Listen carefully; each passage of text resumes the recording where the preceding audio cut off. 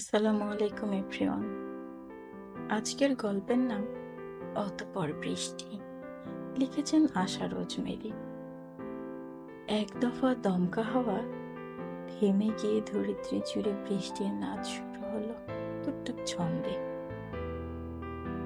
এরা ব্যস্ত হয়ে পড়ল অন্যায় নিজেকে আরো কিছুটা মরিয়ে নিতে।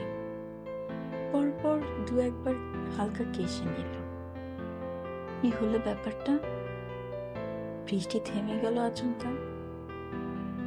দূরে দৃষ্টি দিতেই বোধ হলো বৃষ্টি তো থামেনি। তারপর ফিল করলো তার পাশ ঘিরে একজন আগন্তুক দাঁড়িয়ে। আগন্তুকে ছাতাখানার খানিক ভাগ দিয়েছে মিস ইরাকে। আগন্তুক বলতে লাগলো, একটাই তো ছাতা, ভিজে আর লাভ কি বলুন, তাই দুজনে এঁটে গেলাম। কথায় আছে না, যদি হও সুজন এক চাদরে দুজন। ইরা মনে মনে ভাবলো, কি বজ্জাত লোক। আমি কি ছাতার শেয়ার চেয়েছিলাম? মেয়ে দেখলেই পাশে দাঁড়ানোর সব জাগে, সেটা বললেই পারে। সানাফ টং দোকানটা আঙুল দিয়ে ইশারা করে বলল, অ্যাকচুয়ালি আমি পাশের ওই টং দোকানেই চা খাচ্ছিলাম। দেখলাম আপনি ভিজে যাচ্ছেন, হালকা কাশছেন, তাই এলাম। ইরা আরেকবার ভাবল, দ্যাট মিনস উনি আমাকে আরো আগে থেকেই ফলো করে। মতিগতি ভালো ঠেকছে না, এখান থেকে কাটতে পারলেই বাঁচি।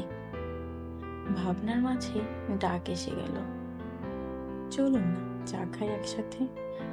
না মানে, আপনার ঠান্ডার জন্য ভালো হতো। না বলবেন না প্লিজ, আপনার শপথ করুন। এই বলে পা বাড়িয়ে দিল আগন্তুক লোককে। আর কি করা যায়, এরারও পা মেলাতে হলো।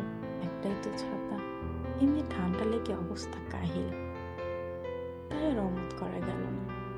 চা খেতে খেতে আগন্তুক বলল, আমি সানফ, মাস্টার্স করছি, সময় হলেই এখানে এসে বসি, চা খাই। আমি আবার চা করব বুঝছেন। এখান থেকে মিনিট 5 সূর্য অস্ত যাওয়ার পথে হাঁটলেই আমার বাসা। সানাফের অনর্গল মুখ নাড়া দেখে ইরা এবেলায় একটু চোখ তুলে তাকালো প্রশ্নাত্মক চাহনিতে। সানাফ প্রশ্নটা বুঝলো, আসলে পশ্চিমে।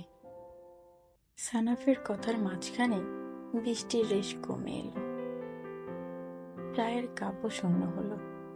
ইরা উঠে দাঁড়ালো। সানাফ বলল, আচ্ছা এবার তাহলে যেতে পারেন। ইরা মাথা নেড়ে হ্যাঁবাচক শব্দ বুঝিয়ে হাঁটা দিল। সানাফ একটু আলতো হাসল। মেয়েটাকে সে রোজ দেখে, একটা মেয়ে এত শান্ত হয় কি করে? আর সুন্দরের উপমা দেব কি? নারী মানেই তো সৌন্দর্যের আরেক নাম। শ্রাবণ চলছে, একদম ঘোরতর বর্ষা, বিরামহীন বিশ্রামহীন টানা বৃষ্টি হতে থাকে। জানালায় দৃষ্টি নিক্ষেপ করতেই সানাফ ইরাকে দেখতে পেল। কলেজ থেকে ফিরছে, এক মুহূর্ত দেরি করল না, তার যথাস্থানে চলে এলো। সাথে ধোঁয়া ওরা এক চা। ঠোঁট ভেজাতেই ঝলসে যাওয়ার উপক্রম। সানাফ ভাবছে, না জানি প্রেমিকার ঠোঁট কেমন হবে তবে। ইরা আজকে পাশ কাটিয়ে ছাতা মাথায় চলে যাচ্ছে। সানাফ আধভেজা হয়ে দৌড়ে ইরার ছাতার নিচে গিয়ে দাঁড়ালো। ইরা কিছুটা ভিমড়ি খেয়ে গেল। মুখ খুলতেই সানাফ তাকে থামিয়ে দিল। আমি তোমাকে চিনি ইরা, তুমি এ পাড়ার মেয়ে, তোমাকে না চিনলে কাকে চিনব? বৃষ্টিতে রাস্তাটা ফাঁকা দেখলাম, তাই আর তোমাকে কষ্ট পেতে দিলাম না। ব্যথা নিয়ে হাঁটার ভিজে চুপসে যাচ্ছে, বাসায় গিয়ে মেডিসিন খেয়ে নিবে। আর হ্যাঁ, প্রথম পরিচয়ে আপনি বলে সম্বোধন করেছিলাম। ওটা ছিল প্রথম পরিচয়ের ভদ্রতা। এখন তুমি বলাতে অভদ্র ভাবলে ভাবতে পারো, আমার কোনো সমস্যা নেই। গেটের কাছে গিয়ে ইরাকে নামিয়ে দিল সানা। তারপর খানিক দূরত্ব রেখে দাঁড়ালো। ইরার ভিতরে যাওয়া অব্দি দাঁড়িয়ে থাকলো। ইরা কি মনে করে একবার পিছন ফিরে তাকালো। তাকাতেই চোখাচোখি হয়ে গেল। লজ্জায় আলতো হেসে চোখ নামিয়ে ভিতরে চলে গেল। সানাফ বুঝল তার চেষ্টা সফল হওয়ার পথে। ভালো তাকে বাঁচতেই হবে। পরের দিন একটা ক্রাফটে ধন্যবাদ লিখে নিয়ে এলো ইরা। আজকের আকাশটা মেঘলা হলেও বৃষ্টি নেই।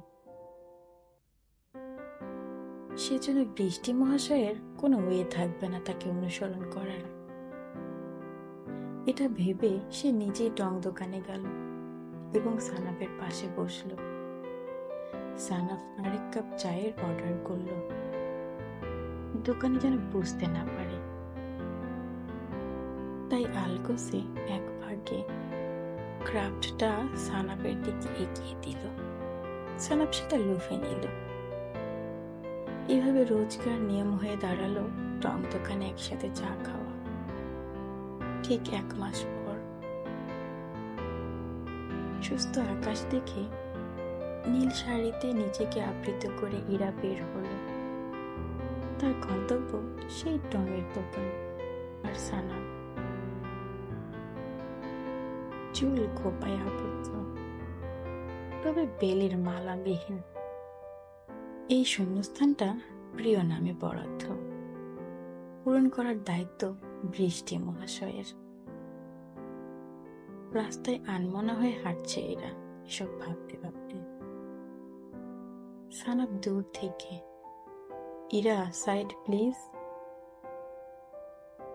সাইড বলে দৌড়ে আসতে লাগলো, কিন্তু শেষ রক্ষা হলো না। গাড়িটা ইরার মৃতদেহ অতিক্রম করে চলে গেল। ইরা জানেই না সে অন্যমনস্ক হয়ে রাস্তার মাঝখান দিয়ে হাঁটছিল। সানাব রক্তমাখা ইরাকে জড়িয়ে কাঁদতে লাগলো।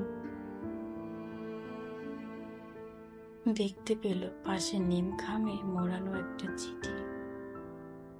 খুলে পড়া শুরু করলো। বৃষ্টি মহাশয়, আমি আমার ভাগ্যকে খুব বিদ্রূপ করতাম, কিন্তু আপনাকে পেয়ে নিজের ভাগ্যকে নিজেই হিংসে করতে লাগলাম। তাই 2টা কথা জানাতে এসেছি। এক, আমি কথা বলতে পারি না, যার কারণে শ্রবণ শক্তিও নেই। আর 2, আপনাকে খুব ভালোবাসি। সত্যিটা জানার পরও ভালোবাসবেন আমায়? শুধুমাত্র আমায়। ইতি, ইরা। এই চিঠির উত্তর আমি কাকে দিব পাগলি? তুমি যে আর নেই। সব জেনেই তো এত করে তোমাকে চাইলাম। আর এই কারণেই আজ দূর থেকে ছুটে এলাম, কারণ তুমি গাড়ির হর্ন শুনতে পাচ্ছ না। কিন্তু পারলাম না তোমার ভাগ্যকে ভালোবাসায় সিক্ত করে দিতে। মেঘলা আকাশ ঘন মেঘে গর্জে উঠল। অতঃপর বৃষ্টি আকাশেরও চোখেরও। চিঠিখানা বৃষ্টিতে ভেজে ইরার ভাগ্যকে বিদ্রূপ করল শেষবারের মতো। 5 বছর পর 2 কাপ চা হাতে সানাব দাঁড়িয়ে আছে ইরার কবরের খুব কাছে। ঠান্ডা হয়ে এলে অপর কাপড় সে নিজেই খেয়ে নেয় ইরার নামে।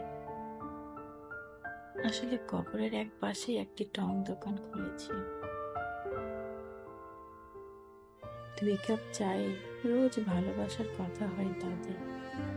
একটু বৃষ্টি এলে কবরের পাশে ছাতা মাথায় ঠায় দাঁড়িয়ে থাকে। গল্পটি পছন্দ হলে আমাদের চ্যানেলটিতে সাবস্ক্রাইব করুন এবং লাইক, কমেন্ট, শেয়ার দিয়ে পাশে থাকুন। নোটিফিকেশন পেতে পাশে থাকা বেল আইকনে ক্লিক করুন। ধন্যবাদ সবাইকে।